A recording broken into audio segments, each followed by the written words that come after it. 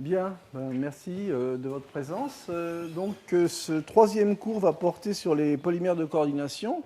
Donc le cours, vous voyez son titre, en fait, j'ai appelé ça la caverne d'Ali Baba du chimiste, parce que, comme vous allez le voir, ce sont des systèmes qui sont très très riches au niveau de la chimie, au niveau des fonctionnalités, également très riches, je dirais, au niveau des possibilités de manipulation de ces systèmes à partir de l'échelle moléculaire pour en faire, de vrais matériaux.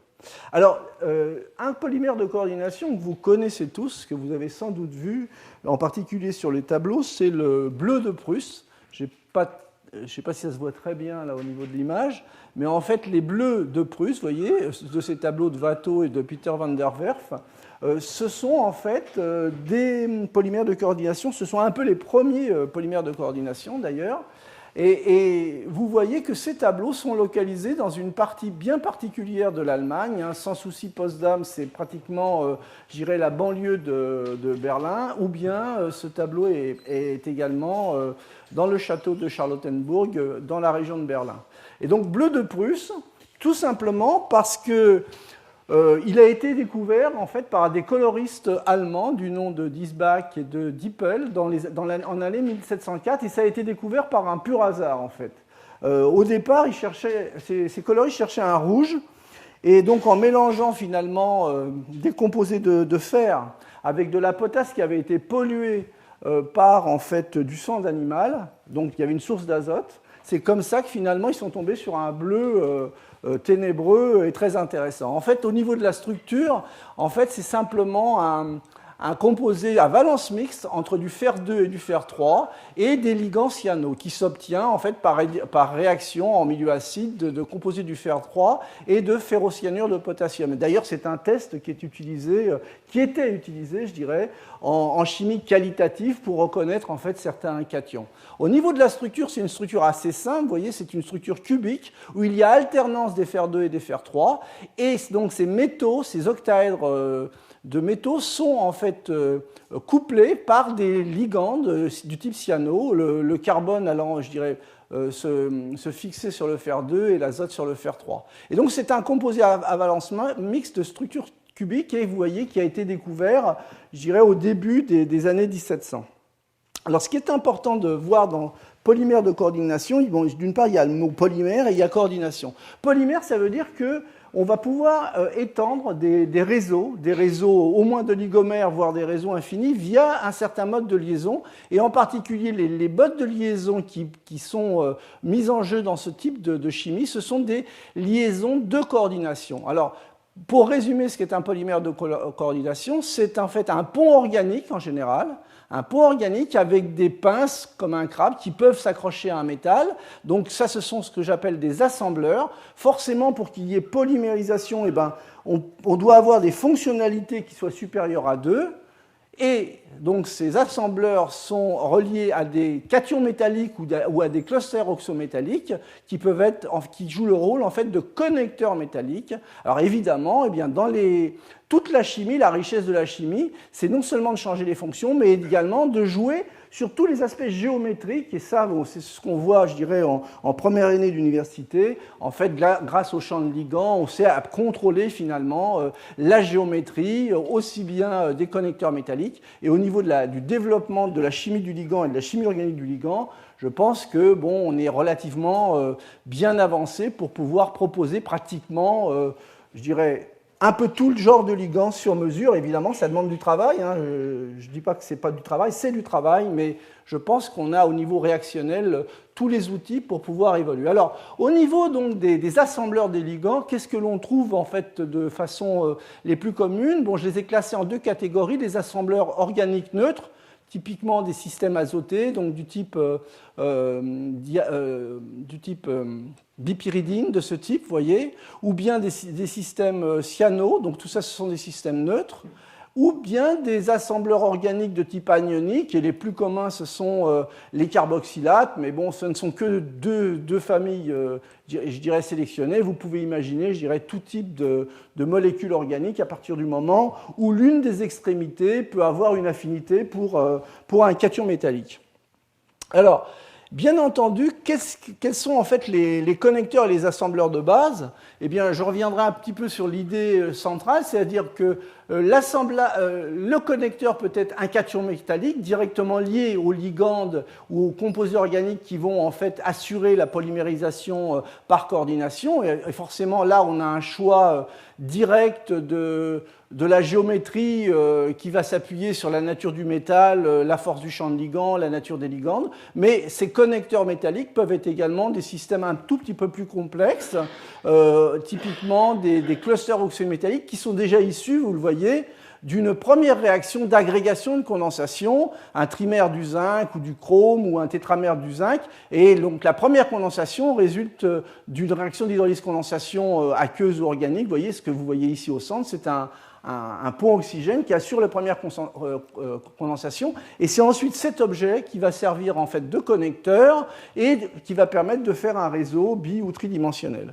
Alors, prenons un exemple très très simple. Comment on peut construire un polymère de coordination?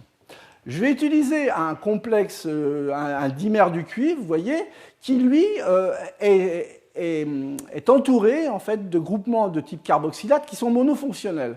Donc ça veut dire que là, je m'arrête au niveau moléculaire et je vous fais remarquer que la nature en fait, des liaisons chimiques développées par le carboxylate et l'eau vis-à-vis du centre de cuivre ne sont pas les mêmes. Donc globalement, ici, vous avez une interaction, je dirais, L, donc plutôt iono-covalente, et ici, vous avez une liaison acide-base de Lewis. Alors la première chose, je veux faire un polymère, donc je dois augmenter la fonctionnalité. Eh bien, j'enlève finalement ces ligands de carboxylate par des ligands assembleurs de fonctionnalité au moins égale à 2. Je prends un dicarboxylate, donc l'acide téréphthalique par exemple, et par réaction, vous voyez, j'obtiens un réseau où je vais connecter finalement, via ces ponts téréphthalates, mes différents dimères du cuivre.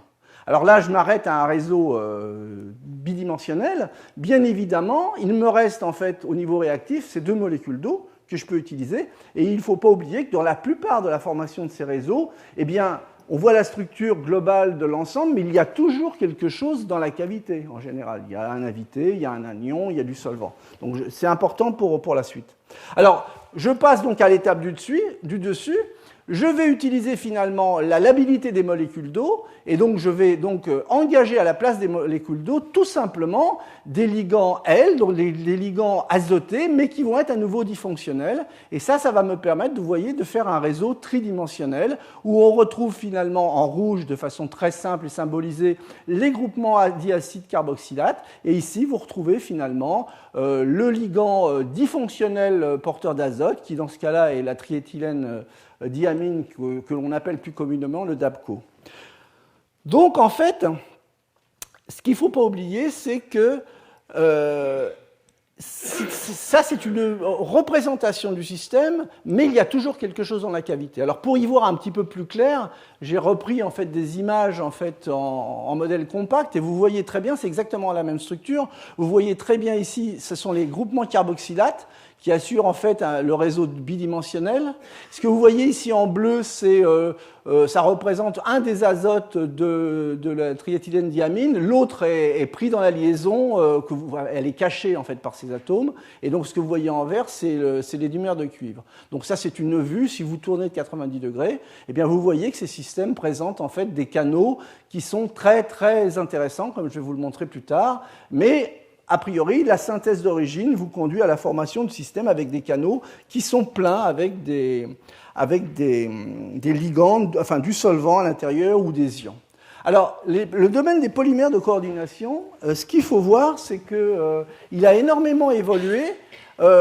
Si on regarde un petit peu les publications, brevets ou autres, sous le nom, enfin, avec l'appellation polymère de coordination ou une appellation un peu plus moderne, Metal Organic Framework, je vais en reparler, eh bien, on voit que ça commence un peu avant les années 85, et puis il y a un petit bump vers 95, et puis hop, là, il y a une augmentée très très importante en fait du nombre de publications dans le domaine. Alors j'ai été regarder un petit peu la littérature en fait dans les années antérieures et le mot polymère de coordination, c'est pas quelque chose de nouveau pour être très clair.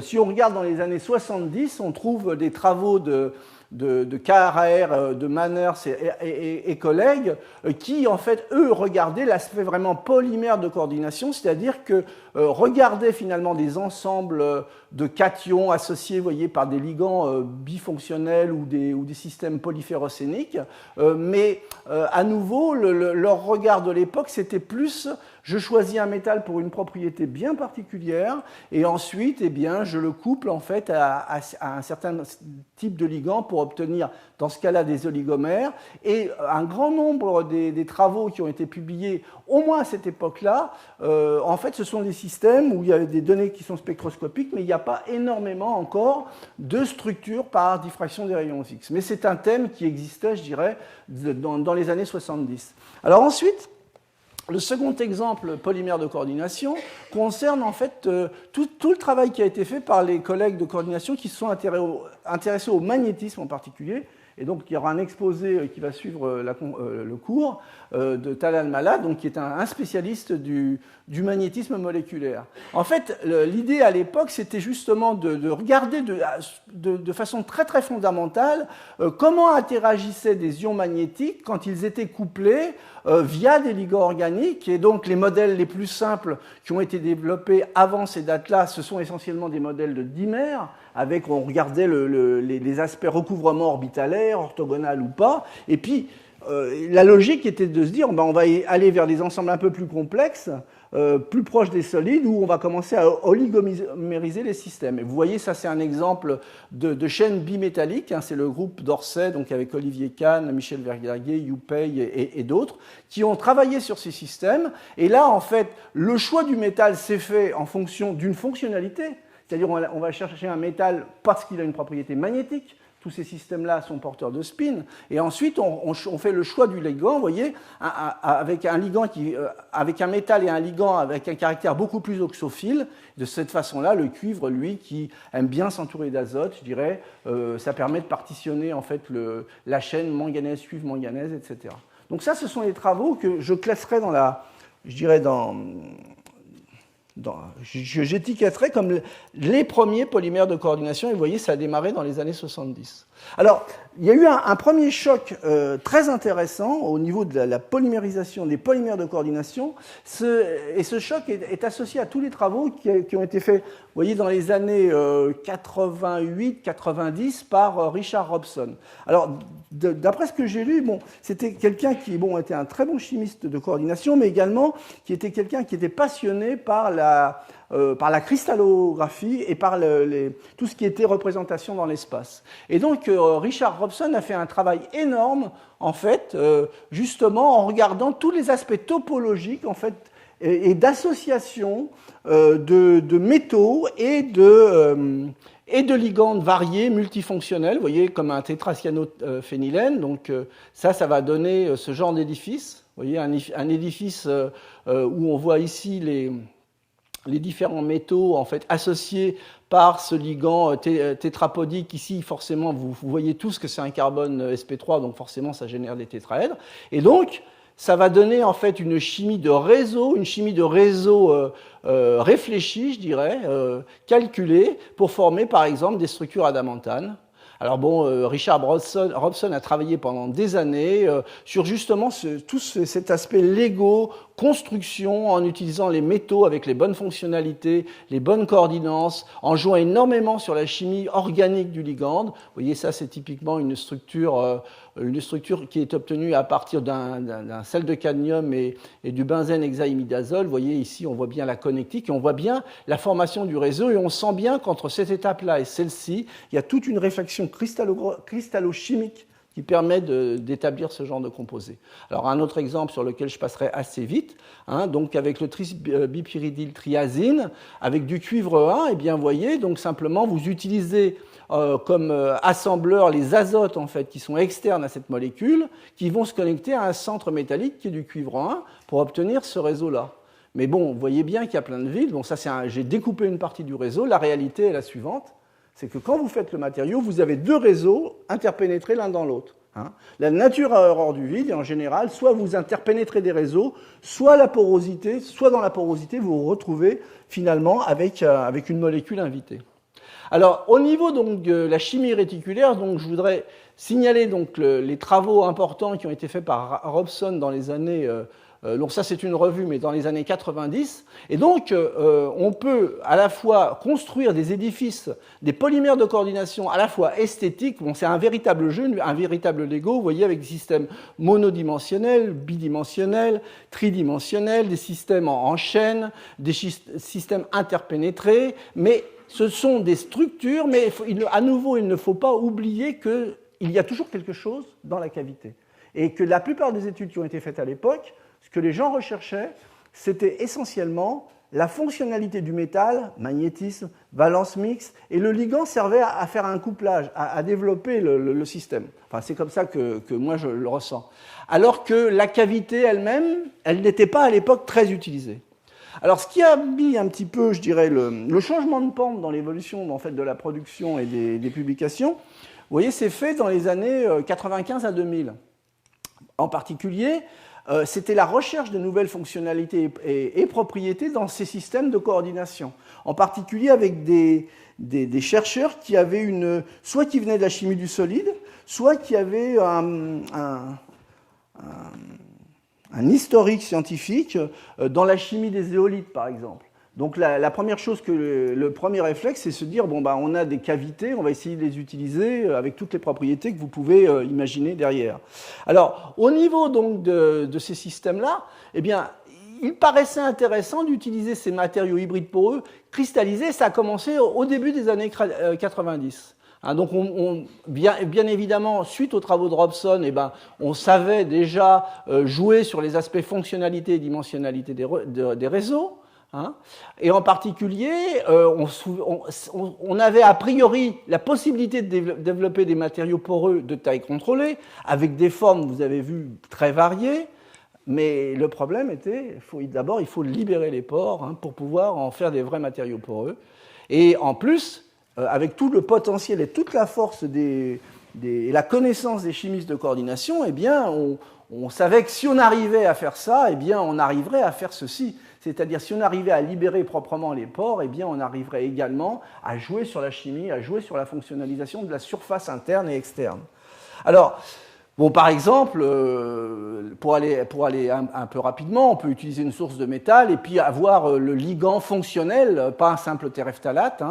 Ça peut être quelque chose de voisin, je dirais. Vous voyez, une fonction amine, mais ça change tout parce que là, on va pouvoir commencer à faire de la chimie ici, une chimie par un greffage covalent de façon diverse, ou bien une chimie simplement par une modification de coordination sur le site, dans un deuxième temps. Je pourrais vous montrer un exemple. Et puis également une modification par greffage suivie en fait d'une coordination. Donc en fait, après tout ça, je dis pas que c'est simple, c'est intéressant, mais ça fait partie de ce que les chimistes de coordination connaissent et savent faire le mieux du monde. Alors, passer à des matériaux hybrides micro-mésoporeux cristallisés, eh bien, ce que les gens recherchaient très clairement, c'était toutes les propriétés des poreux traditionnels, des éolites ou autres, en particulier l'absorption, membrane, la séparation, donc les catalyseurs, les capteurs, etc. Mais bon, l'une des difficultés, c'est que d'une part, il fallait trouver des processus d'activation de la porosité qui ne soient pas destructifs. Il fallait des réseaux stables vis-à-vis de l'humidité, de la température. Ça permettrait normalement d'obtenir des larges pores, vous voyez, avec surface spécifique intéressante, une porosité qui va être ajustable avec la taille des fenêtres et l'accès des réactifs ou adsorbats va être possible, mais à nouveau, c'est soumis à ce genre de conditions. Et donc, en fait, après, on va pouvoir jouer sur les sites d'absorption qui vont être modifiables, sélectifs ou autres. Et, je dirais, dernière demande d'un pseudo-cahier des recharges, mais là, c'est plus forcément scientifique, c'est que les systèmes soient faits dans des conditions avec des bons rendements, etc.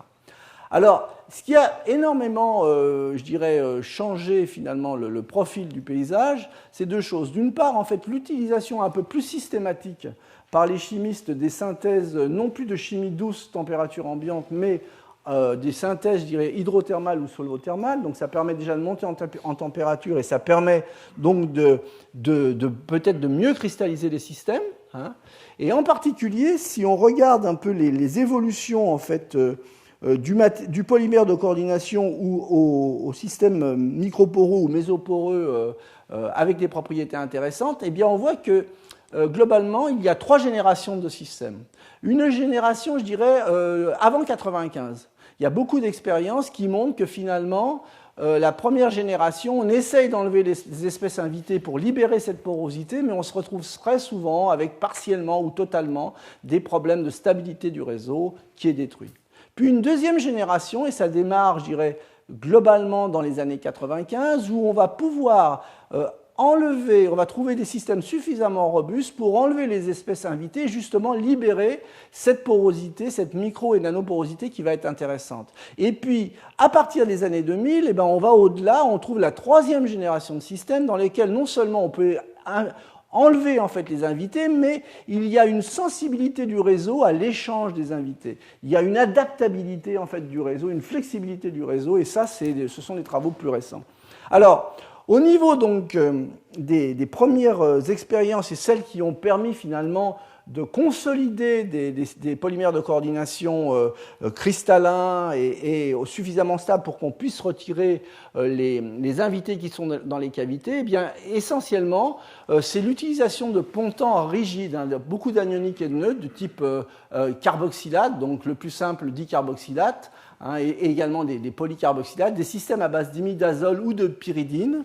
Voilà les ligands que l'on trouve, donc avec des fonctions au minimum de 2, puisqu'on veut faire des réseaux, ou des systèmes trifonctionnels, comme l'acide benzène tricarboxylique, ou des ligands plus grands, ou bien également des systèmes avec 4 fonctions et plus. Donc le passage, d'une part, à des ligands, je dirais, polyfonctionnels et relativement rigides au début. Je dirais qu'au début, il y a énormément de travaux qui se basent en fait sur l'acide terephtalique et puis des systèmes à base de bipyridine. Alors au niveau donc, des équipes, il y a énormément d'équipes qui ont contribué, mais il y a 3 équipes qui, de mon point de vue, ont contribué très fortement au développement finalement de cette chimie des matériaux cristallins poreux et de ces polymères de coordination à porosité contrôlée. En fait, il y a une équipe au Japon dirigée par Kitagawa, une équipe en France qui était dirigée donc, par Gérard Ferré.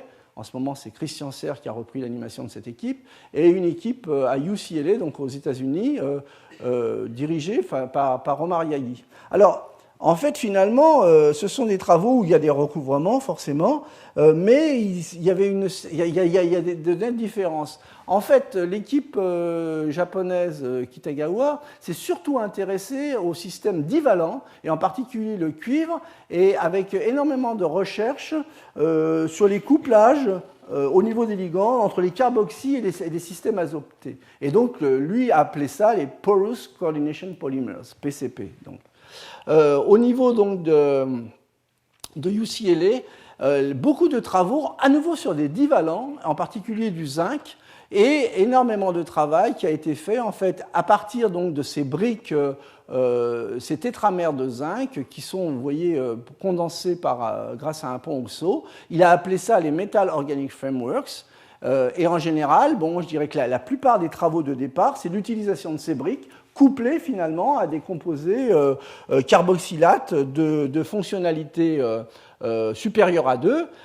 Et puis plus récemment, il a étendu, vous allez le voir, à d'autres types de ligands. Et puis au niveau non français, il y a essentiellement, je vous disais, les travaux qui ont été faits à l'Institut Lavoisier, où là, cette fois-ci, ce qui différencie les travaux de l'Institut Lavoisier, c'est que d'une part, ce n'est pas des divalents, ni du cuivre, ni du zinc, et plutôt un peu la classification périodique centrale, avec du chrome, du fer, du titane, des terres rares, donc quelque chose de plus ouvert, et puis un impact assez important sur tout l'aspect mécanistique, mécanisme de formation de ces systèmes grâce à des méthodes de suivi in situ, et également bon, des caractérisations associées à de la modélisation, et également une recherche en fait mécanistique et d'interprétation sur tous les phénomènes d'absorption.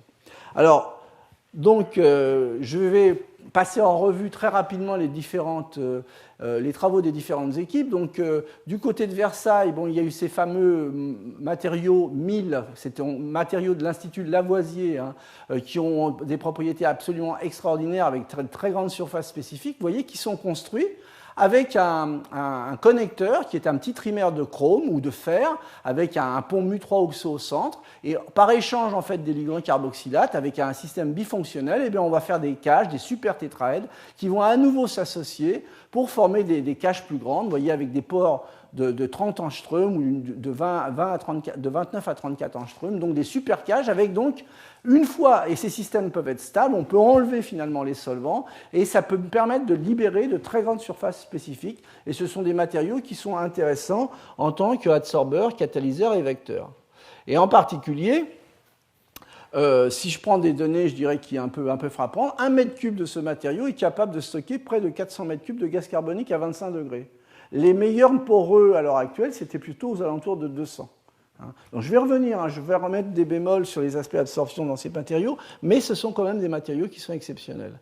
Alors, en changeant, vous voyez, en gardant la même brique de départ, c'est-à-dire un trimère du chrome, pourquoi le trimère de chrome a été aussi étudié? Parce qu'en fait, le chrome 3, vous le savez tous, c'est quand même quelque chose de très stable. Et donc un trimère de chrome associé en fait à des ligands benzène tricarboxylate, ça permet en fait à nouveau, tout en conservant la structure de trimère, de former en fait d'autres types de matériaux poreux avec des ouvertures et des connexions qui vont être différentes. À nouveau avec des surfaces, vous voyez, qui sont loin d'être négligeables, de l'ordre de 2700 m² par gramme. Alors, évidemment, on peut jouer également sur la nature du ligand, sur sa fonctionnalité, mais également sur la taille du ligand. Et en particulier, ce que je souhaiterais citer, c'est un travail assez intéressant qui a montré qu'en utilisant ces trimères de chrome, eh bien, en changeant la nature du ligand, pour certains ligands, finalement, on obtenait des matériaux microporeux, mais qui ont une caractéristique particulière. Justement, ça fait partie de ce que j'ai décrit comme la troisième génération. En fait, le matériau obtenu par synthèse directe, ce que j'appelle le brut, en fait, présente une certaine surface spécifique. On peut enlever en fait, le solvant ou l'invité de ce matériau pour obtenir un matériau totalement sec.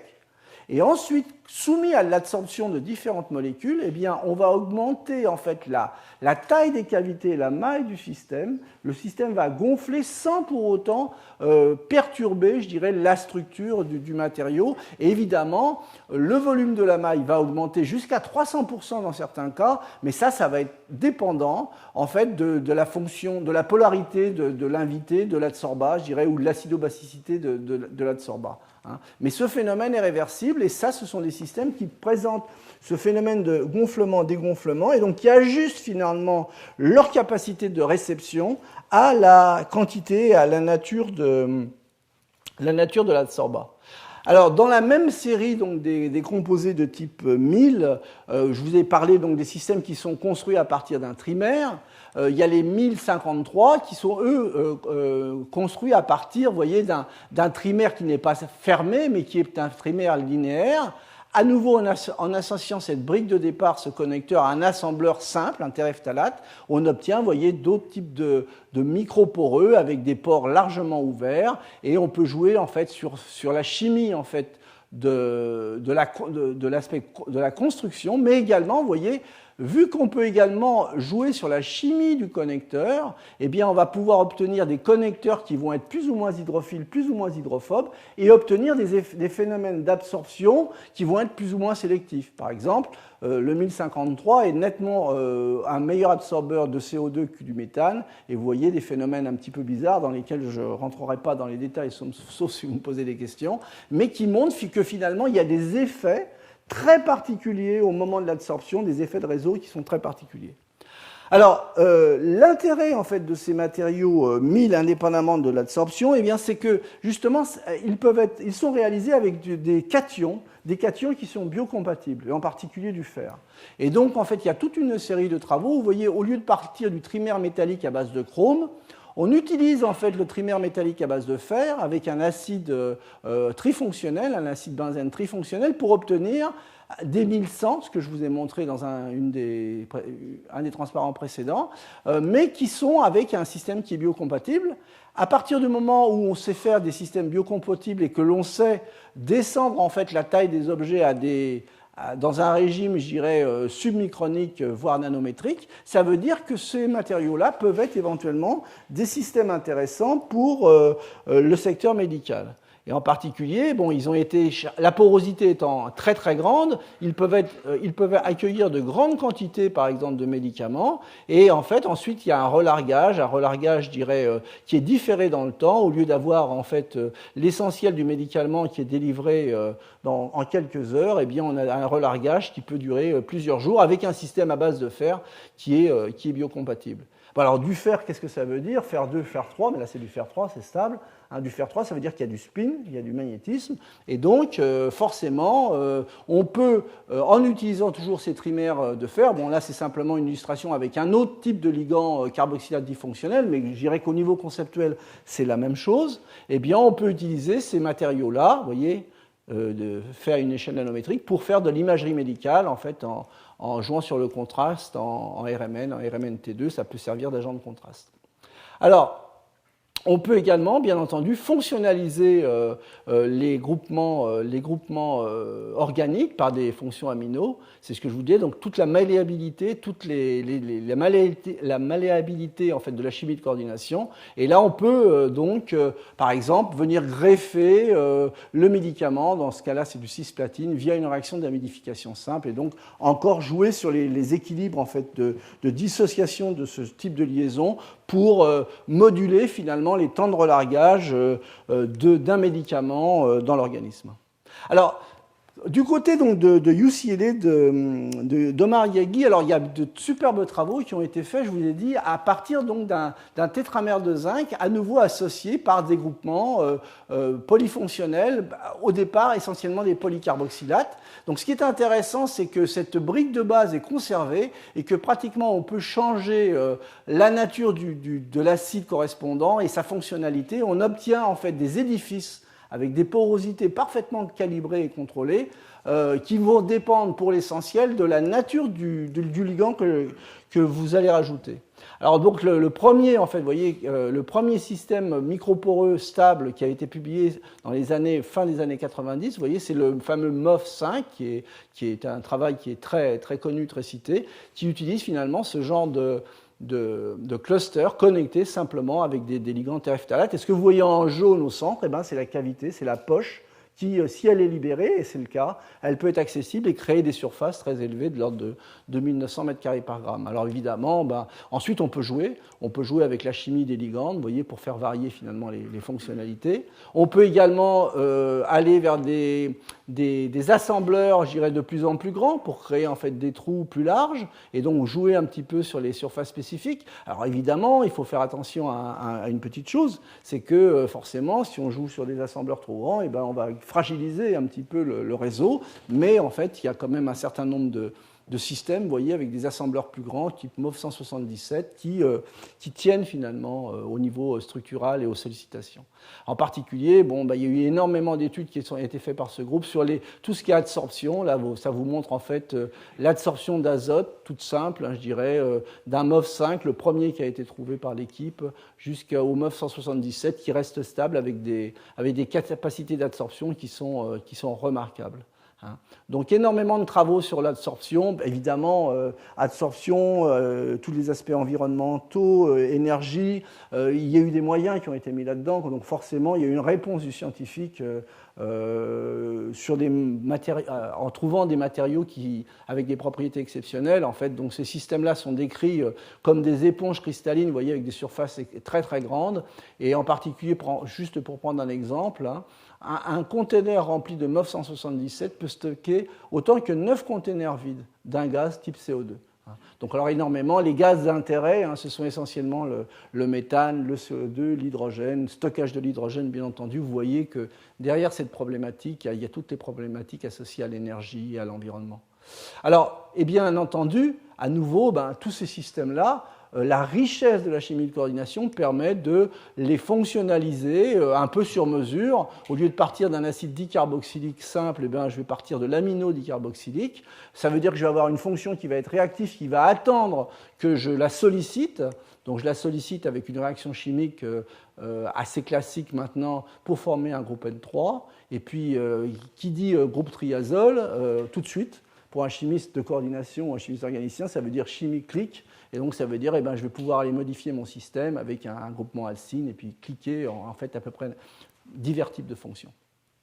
Alors, ça peut être intéressant parce que finalement, indépendamment de libérer une porosité, je vais pouvoir jouer sur la chimie du mur. Et si je joue sur la chimie du mur, je vais décaler les propriétés d'absorption, forcément.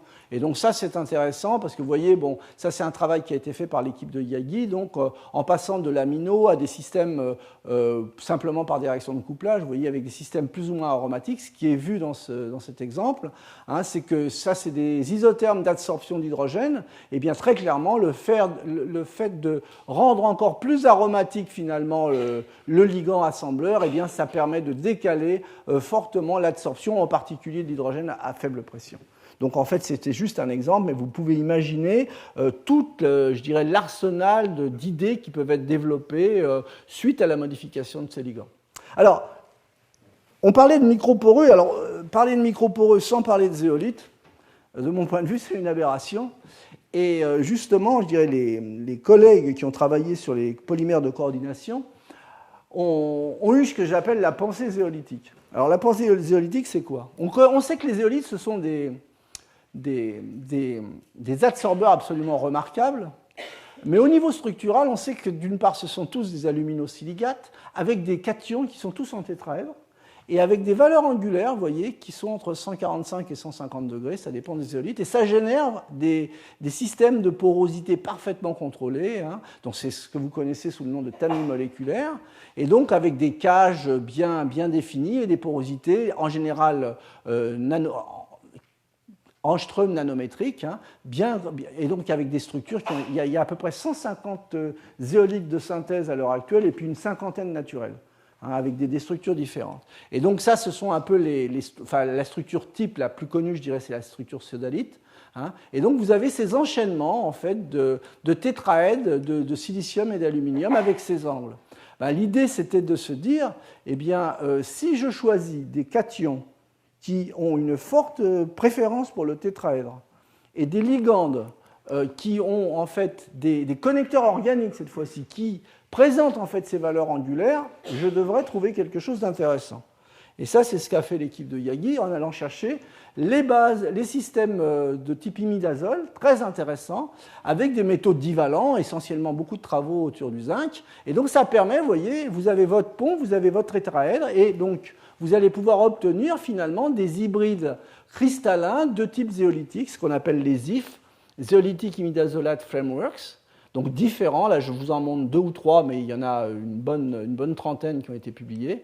Alors évidemment, à nouveau, on va pouvoir jouer sur la chimie du groupement, vous voyez, pour moduler les propriétés, hein, avec différents types de ligands organiques. Bon, je ne rentre pas dans le détail des structures, mais ce sont des structures connues en zéolite, mais cette fois-ci, ce sont des systèmes qui sont hybridés. Alors avec des pores, vous voyez, qui restent petits, hein. Bon, on dépasse en fait les pores classiques des zéolites grâce aux ligands, mais ça reste quand même des pores qui restent dans le domaine microporeux. Alors ce qui est très intéressant dans ces systèmes-là, c'est qu'ils présentent une stabilité thermique relativement exceptionnelle par rapport à d'autres systèmes. Ce qui est reporté, c'est que sous azote, en fait, ça tient un peu plus de 500 degrés. Et également, chimiquement, dans des milieux acides ou basiques, ça tient relativement bien. Donc ça, c'est intéressant au niveau matériaux de travailler avec ces systèmes. Alors, malléabilité en fait, de la chimie de coordination, encore un exemple, cette fois-ci avec ces hybrides zéolitiques, hein, où on va pouvoir, vous voyez, via la première synthèse, utiliser un imidazole avec une fonction réactive, un carbonyle, et puis ensuite faire une réaction de réduction pour aller à l'hydroxyle, et puis ensuite vous imaginez ce que vous voulez, ou bien une réaction d'immination, vous voyez, pour former cette liaison imine, et ensuite aller vers d'autres types de systèmes. Donc, cette modularité est exceptionnelle et je pense que c'est un des plus grands intérêts de cette chimie. Alors, par exemple, je voudrais vous montrer juste ce dernier dernier transparent sur les IF, en fait, en utilisant finalement, vous voyez, des imidazolates avec des fonctionnalités différentes. Bon, d'une part, bon, on peut aller jusqu'à l'élaboration de matériaux sous forme de membrane, hein, ça c'est juste une illustration qui vous montre que... Mais ce qui est intéressant, c'est qu'en modulant finalement le caractère hydrophobe dans ce cas-là du mur, eh bien, on va moduler en fait des propriétés de perméance, par exemple, dans un mélange. Et vous voyez que ce genre de composé, ZIF7, présente en fait une perméance très intéressante à l'hydrogène par rapport à tous ces gaz-là. Et bon, en fait, les points que vous voyez là, c'est dans les mélanges H2CO2, H2N2, H2CH4. Hein. En plus, je vous ai dit, donc facteur de séparation important, et puis stabilité jusqu'à 500 degrés. Et donc ça, deuxième intérêt que j'ai oublié de vous dire et qui est important, c'est que le fait qu'on peut moduler le caractère hydrophile-hydrophobe, eh bien, en partant sur des systèmes hydrophobes, eh bien, on va stabiliser les systèmes à l'eau. Et l'eau, c'est souvent l'un des problèmes et l'un des dangers, l'un des compétiteurs finalement dans le système. Alors au niveau donc des microporeux hybrides cristallisés, beaucoup de travaux en fait sur le stockage des gaz et en particulier le stockage de l'hydrogène. Donc en fait pour l'instant la plupart de ces systèmes commencent à avoir des réponses au niveau donc à densité volumétrique ou gravimétrique d'absorption d'hydrogène qui commencent à répondre finalement au cahier des charges de la DOE américaine. Donc on commence à avoir des systèmes qui commencent à être intéressants. Évidemment, l'un des problèmes, c'est que l'énergie de liaison de l'hydrogène dans la plupart de ces composés-là, elle est, vous voyez, de l'ordre de 5 kJ par mol, ce qui veut dire que pour stocker, il faut refroidir à 77 degrés, et par contre, on utilise peu d'énergie pour le libérer. Alors, si on voulait stocker de l'hydrogène à 20 degrés et sous des pressions un peu plus raisonnables, ça veut dire qu'il faudrait arriver à trouver une affinité, une énergie de liaison qui soit de l'ordre de 15 kJ. Et c'est à ça qu'actuellement un certain nombre d'équipes s'occupent, je dirais. En particulier, on peut jouer, évidemment, pour avoir une interaction plus forte, jouer sur la taille des pores en essayant de faire des pores plus petits. On peut jouer, comme je vous l'ai montré, sur la fonctionnalisation du ligand, la nature du métal aussi. Il y a des métaux qui sont plus propices, je dirais, à interagir avec l'hydrogène, ou bien également on peut utiliser des sites de coordination insaturés. Je vous en ai montré au départ avec l'eau, mais donc on peut enlever l'eau et avoir augmenté ainsi l'affinité en fait de l'adsorbat pour la cavité. Alors, matériaux hybrides pour cristalliser, beaucoup de promesses. Avec ces matériaux-là, je ne vais pas rentrer dans le détail, qui sont les matériaux, je dirais, les plus utilisés ou les plus testés. Mais au-delà des effets d'annonce, et je pense que ça va être ce qui va se passer dans les prochaines années, hein, et il y a de grandes bagarres, forcément. Moi, j'ai réussi à mettre tant d'hydrogène, et toi, tu en as mis combien? Vous comprenez bien le genre de discussions qui peuvent intéresser les scientifiques. Mais au-delà de ces grandes bagarres, un point qui me paraît important, c'est justement qu'il y a une nécessité de test normalité effectué dans une certaine neutralité. Peut-être que l'industriel pourrait faire ça. Hein. Alors avec des processus d'activation de la porosité qui doivent être optimisés, on ne parle pas forcément du même objet, même si c'est la même structure, à partir du moment où on a des objets de taille et de morphologie qui vont être différentes vis-à-vis de ces propriétés-là. Les grandes surfaces spécifiques, c'est bien, mais il faut travailler sur la même chose. Et également, il y a toutes les conditions de température, de pression. Donc en fait, il faut un peu normaliser toute cette problématique et je pense que les résultats arriveront. Alors, je vous ai parlé d'une troisième équipe, l'équipe donc de Kitagawa, et je vous ai dit que c'était une équipe qui faisait un excellent travail également, donc je ne peux pas non plus en peu de temps vous citer l'ensemble des travaux, mais je voudrais simplement appuyer en fait et vous montrer un ou deux exemples sur un travail relativement récent qui a été fait par l'équipe.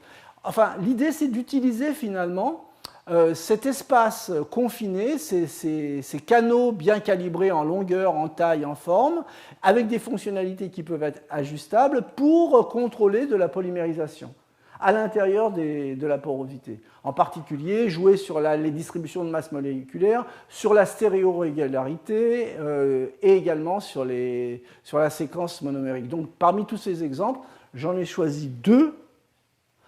Le premier, c'est juste pour vous rappeler le type de structure sur lesquelles travaille, en particulier pour ces exemples-là, l'équipe de Kitagawa. Donc ce sont les fameux matériaux hybrides poreux que je vous ai montrés au départ, hein, donc avec des cavités bien définies, avec donc des ligands téréphthalates ici, qui connectent des cuivres ou des zincs, et puis également des ligands diamines, vous voyez, qui assurent en fait la connectivité en 3 dimensions. Alors donc ça c'est un dessin simplifié. Donc vous voyez, a priori il y a cette cavité-là, il y a l'accessibilité, je vous l'ai déjà montré tout à l'heure. Hein. Et donc c'est dans ce genre de système que l'équipe de Kitagawa fait ses études sur les polymères. Et en particulier, premier résultat qui m'a paru intéressant, c'est que les études de polymérisation radicalaire de systèmes type polystyrène ou acétate de polyvinyle se comportent en fait, une fois qu'ils sont confinés, comme des systèmes qui seraient contrôlés par de la polymérisation vivante, par de la TRP. Alors qu'a priori, il n'y a pas d'espèce dormante, il n'y a pas de catalyseur. Et en fait, le confinement permet finalement de stabiliser dans le temps les radicaux qui, au lieu donc d'être trop réactifs et de donner des liaisons de terminaison et de couplage, ont un temps de vie plus long, ce qui permet finalement d'augmenter finalement la qualité des matériaux. Hein. Alors donc ça a été fait, vous voyez, sur des systèmes à base de styrène, qui en général, dans ce cas-là, dans le cas du styrène, il y a des distributions de taille des polymères, mais il y a quand même une certaine résonance, donc le caractère résonant peut stabiliser un peu le radical, alors que là, il y a très très peu de chance. Hein. Et voilà ce que ça donne. Ça, c'est la distribution en fait en masse, le rapport entre la masse molaire en poids et en nombre, donc qui vous donne en fait la polydispersité du système. Ça, c'est la synthèse en masse, et ça, c'est le polystyrène confiné. Ça, c'est pour les systèmes non stabilisés du type acétate de vinyle polymérisé. Ça, c'est ce qu'on obtient, donc des distributions très très larges, et là, on arrive à recentrer, et en jouant sur l'espace, sur la cavité, les meilleures valeurs que j'ai pu trouver, c'est aux alentours de 1,5, ce qui est pas mal du tout, ce qui est relativement, je dirais même très très bien. Donc ça, c'est le premier exemple. Le deuxième exemple, c'est de se dire maintenant, on va orienter, être plus sélectif dans les processus de polymérisation. Et donc là, il y a un très joli exemple de la même équipe, où ils ont étudié dans les mêmes types de matériaux, avec comme métal le cuivre ou le zinc, il y a des subtilités, je vais revenir dessus, la polymérisation du divinylbenzène, soit le para, soit le bêta. Alors, première chose, c'est que à partir du moment où le polydivinylbenzène est adsorbé finalement dans le système au zinc, il y a une adaptation, c'est un réseau flexible, il s'adapte finalement à la taille du ligand qu'il reçoit. Et ça permet d'absorber finalement des quantités assez importantes de para ou de méta. Et donc, mais ça, en fait, le système, c'est comme un petit peu un costume un peu sur mesure qui est en train de se faire. Et donc, la molécule est totalement encagée et elle a une concentration suffisante pour pouvoir réagir. Pour pouvoir réagir. Et donc ça permet d'obtenir des polymères, je dirais, vous voyez, parfaitement séquencés avec une seule réaction d'un des côtés, que ce soit pour le para ou pour le méta.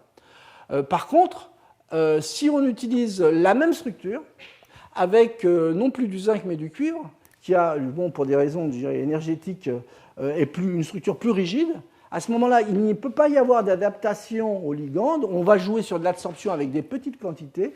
Et globalement, le résultat, c'est zéro, pas de polymérisation.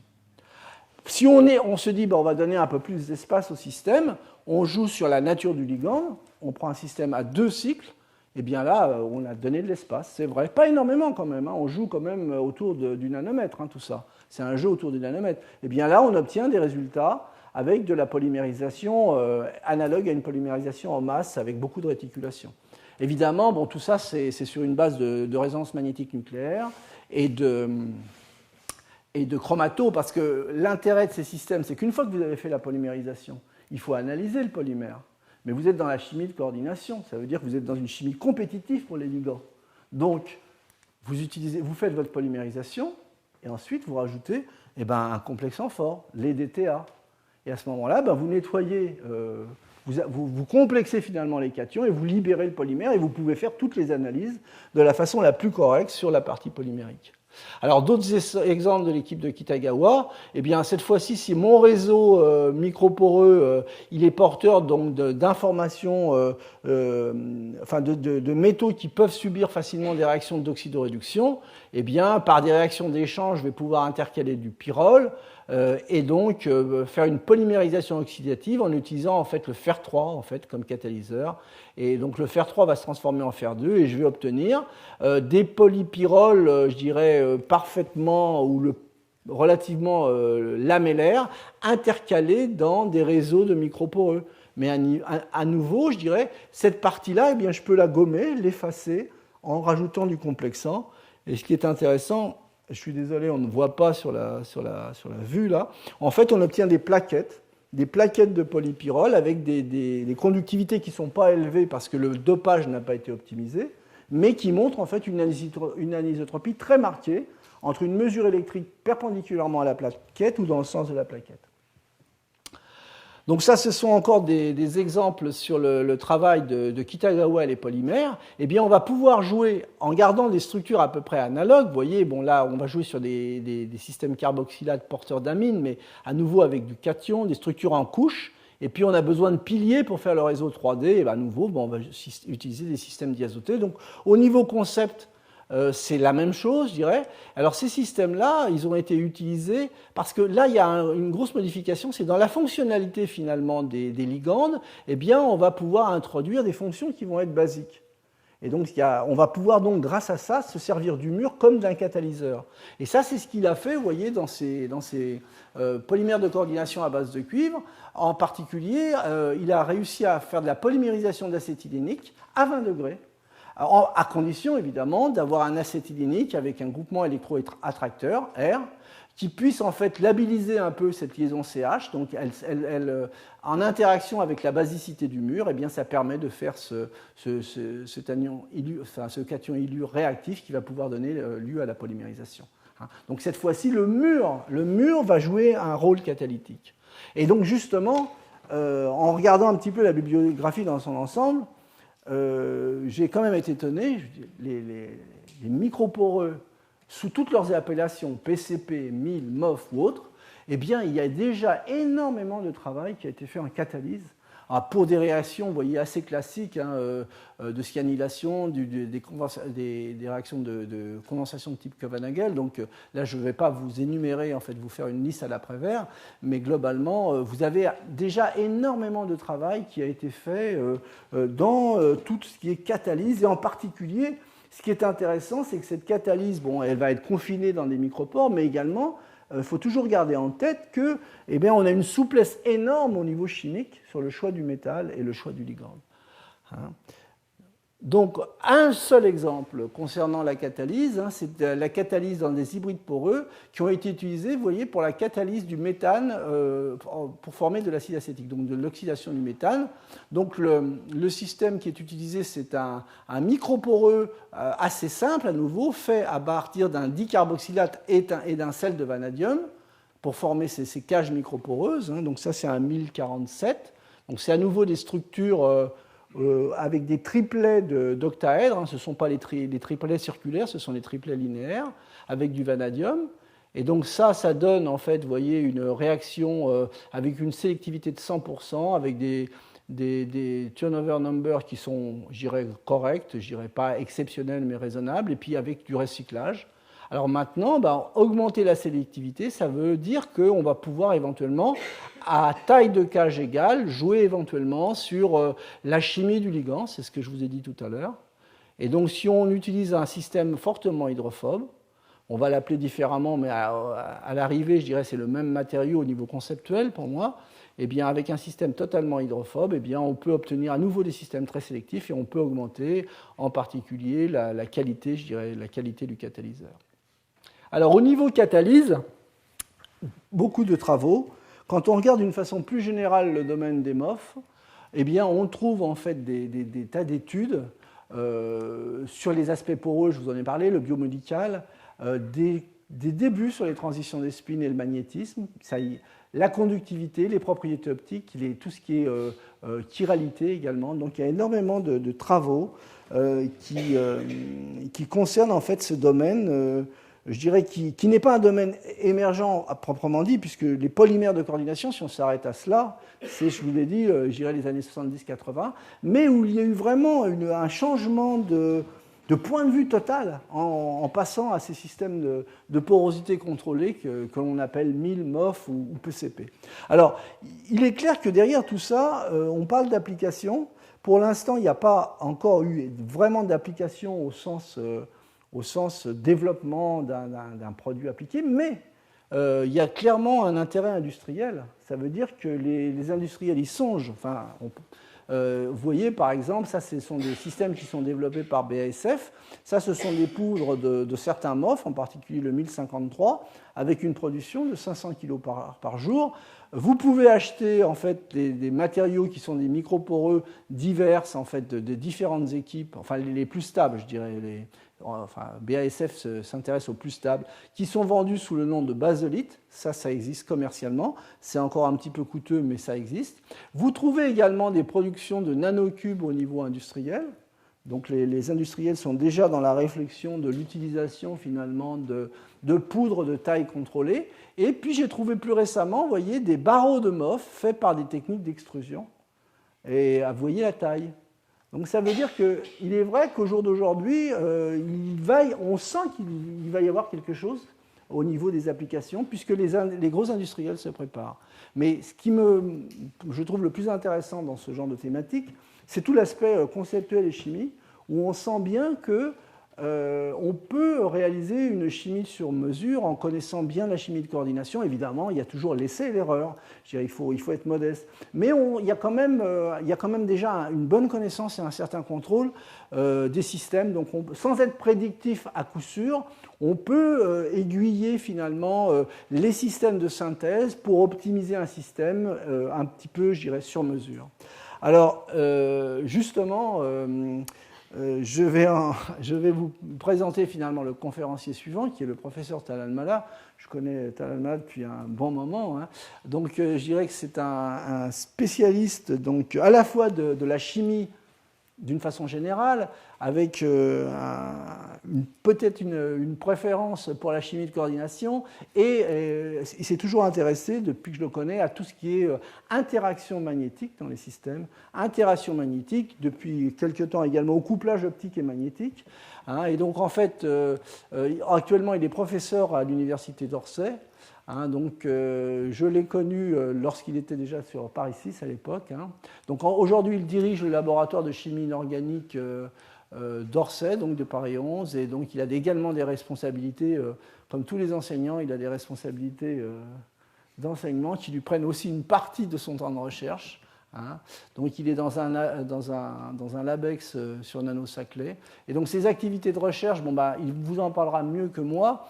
Mais je dirais qu'une très bonne connaissance de la chimie de base, parce que je pense que c'est ça qui est le point important, avec en fait un penchant, je dirais, pour les études magnétiques, hein, et en plus un penchant vers les études magnétiques avec un bon contrôle des systèmes, et vraiment essayer d'établir de plus en plus des relations structure-propriété sur mesure. Voilà, en ce qui me concerne, je vous remercie pour votre attention.